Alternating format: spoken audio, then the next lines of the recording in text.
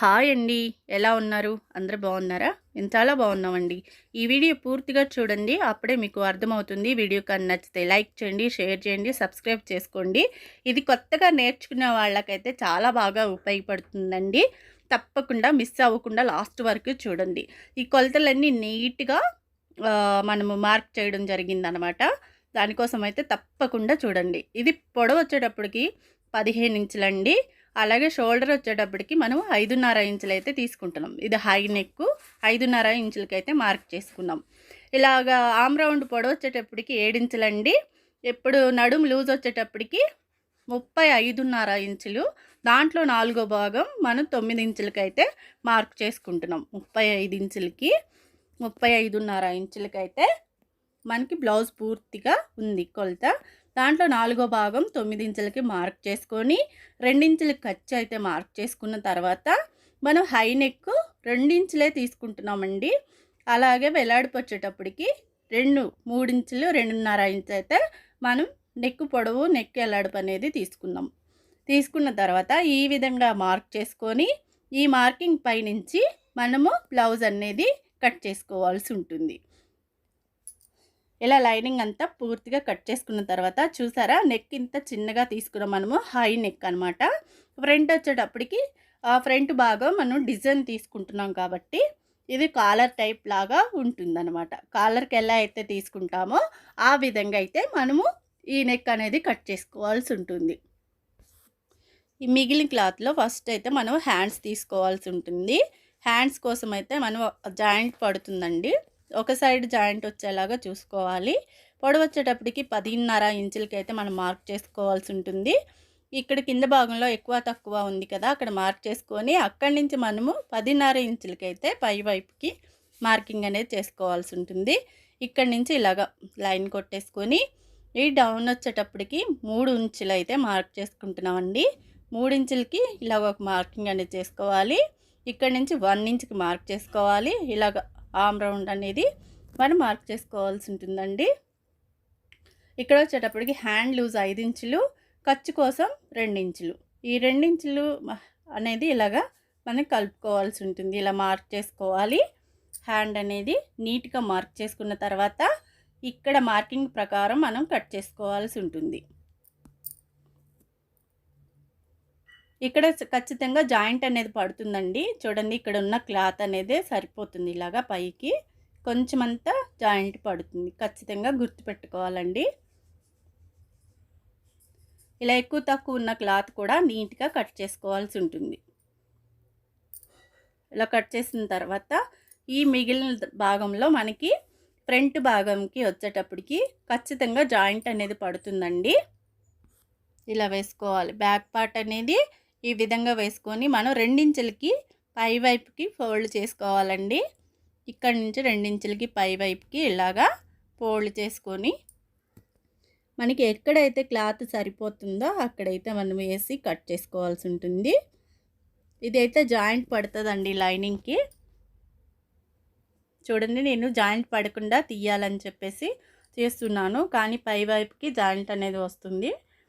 ఇక్కడెక్కడ క్లాత్ అనేది జాయింట్ పడకుండా అయితే రావట్లేదు.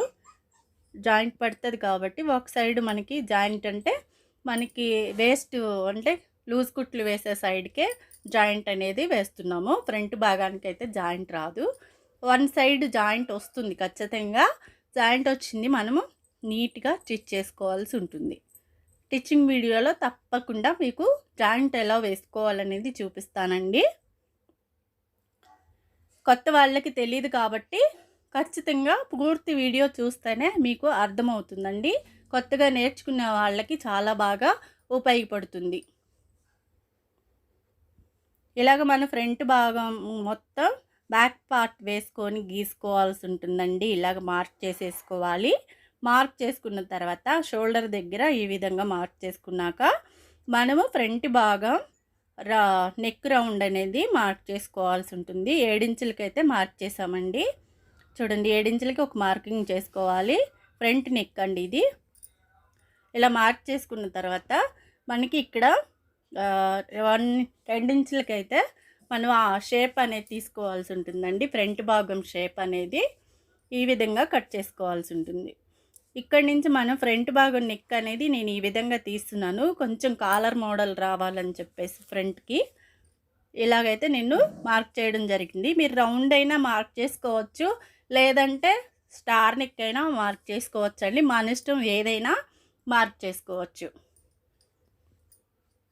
ఈ మార్కింగ్ ప్రకారం మనము బ్లౌజ్ అనేది చూడండి, మార్కింగ్ ఎలా అయితే చేసామో ఆ మార్కింగ్ ప్రకారం కట్ చేసుకోవాల్సి ఉంటుంది.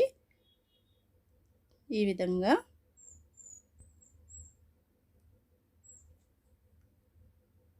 మనం ఆమ్ రౌండ్ లోత్ అనేది ఎక్కువ తీయలేదండి. ఫ్రంట్ భాగానికి లోత్ అనేది తీయాలి. అయితే నేను కొంచెం అంతే మార్క్ చేశాను అనమాట. ఆ మార్కింగ్ ప్రకారం ఈ విధంగా కట్ చేసుకోవాల్సి ఉంటుంది.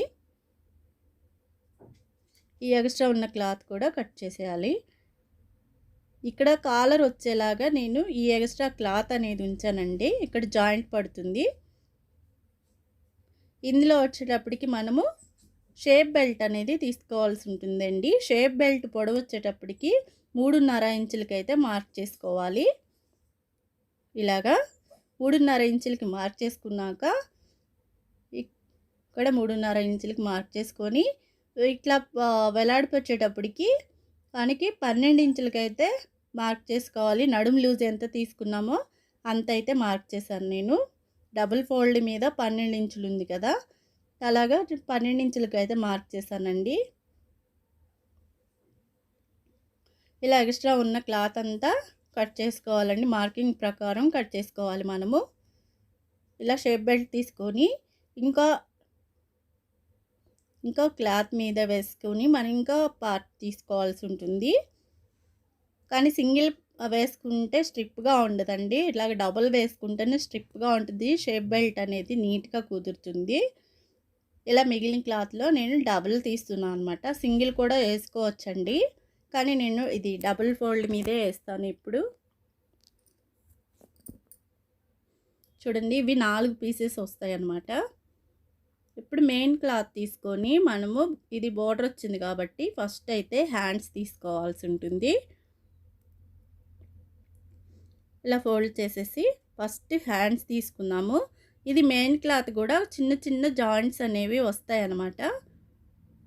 ఎందుకంటే మనకి ఒక సైడ్ జాయింట్ వచ్చింది కాబట్టి ఇది మెయిన్ క్లాత్ కూడా మనకి 2 వైపులు జాయింట్ అనేది వస్తుందండి. ఆ చిన్న చిన్న జాయింట్స్ అనేవి కుట్టాల్సి ఉంటుంది. హ్యాండ్స్ తీసుకున్నాక మనం నడుము వైపు కూడా, అంటే మన బ్యాక్ పార్ట్ కూడా మనం ఈ బోర్డర్ అనేది వేస్తున్నాము. దానికోసం అయితే ఈ బోర్డర్కి ఇలాగ వేసుకోవాల్సి ఉంటుంది. దీనికి హెమ్మింగ్ ఏమి రాదండి. హెమ్మింగ్ లేకుండా మనం ఫోల్డ్ చేసి కుట్టుకుంటే నీట్గా ఉంటుందన్నమాట.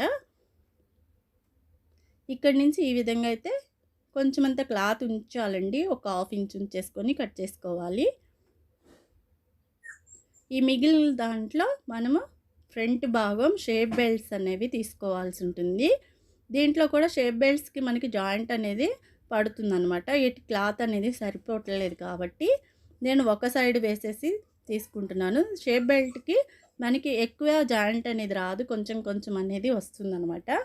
ఫ్రంట్ భాగానికి మెయిన్ క్లాత్ జాయింట్ అనేది రాదండి, నీట్గా సరిపోతుంది క్లాత్ అనేది.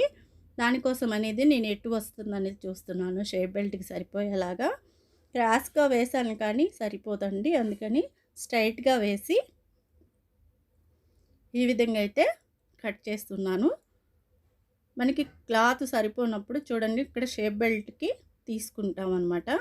ఇక్కడ చిన్న చిన్న జాయింట్స్ అనేవి పడతాయి, అది మనం తప్పకుండా, ఎందుకంటే లైనింగ్కి జాయింట్ పడుతుంది కదండి, అది అతుక్కుంటే సరిపోతుంది. జాయింట్ కుట్టేసుకుంటే సరిపోతుంది.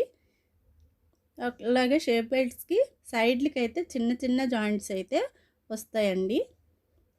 ఖచ్చితంగా జాయింట్ అనేది, ఎందుకంటే మనకి బ్లౌజ్ పీస్ అనేది మెయిన్ క్లాత్ చాలా చిన్నగా వచ్చింది కాబట్టి, ఇది పెద్దవాళ్ళ బ్లౌజ్ కాబట్టి పెద్ద బ్లౌజ్ అండి. 35.5 ఇంచ్ అనమాట. దానికి కోసమైనా మనకి బ్లౌజ్ పీస్ అనేది కొంచెం సరిపోలేదు. అది కాక మనం హై నెక్ తీసుకున్నాం కాబట్టి మనకి ఇందులో క్లాత్ అనేది ఎక్కడ మిగలదండి. చూడండి, ఈ విధంగా ఎత్తి నేనైతే షేప్ బెల్ట్స్ అనేవి తీసుకుంటున్నాను. ఇదైతే కొంచెం అటు ఇటు జాయింట్ అనేది పడుతుంది.